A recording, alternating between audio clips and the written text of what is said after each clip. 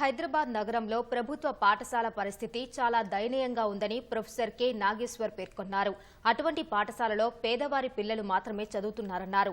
తెలంగాణలో నగరీకరణ, ప్రభుత్వ విధానాలు, ప్రత్యామ్నాయాలు అనే అంశంపై సిపిఎం నగర కమిటీ నిర్వహించిన సెమినార్ను ప్రారంభించారు. శ్రామికులే లేకపోతే నగరాల అభివృద్ధి సాధ్యం కాదన్నారు.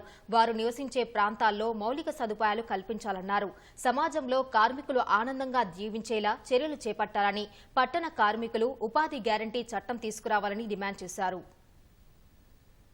హైదరాబాద్ లో మీరు చూడండి, అనేక స్కూళ్లలో కనీస సదుపాయాలు కూడా ఉండవు. మనము వీరికి చదువు తప్ప మరో మార్గం లేదు. ప్రభుత్వ స్కూళ్లలో చదివే వాళ్ళంతా పేద బిడ్డలు.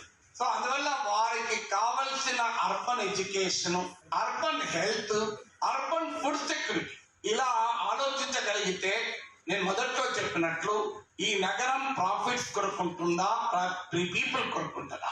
ఈ నగరం ప్రాపర్టీ క్లాసెస్ కొరుకుంటుందా?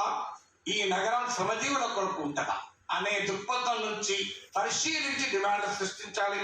ఇలాంటి పరిశీలనలకు భారత కమ్యూనిస్టు పార్టీ, మార్క్సిస్టులు మించిన రాజకీయ పార్టీ ఉంటుందని నేను అనుకో.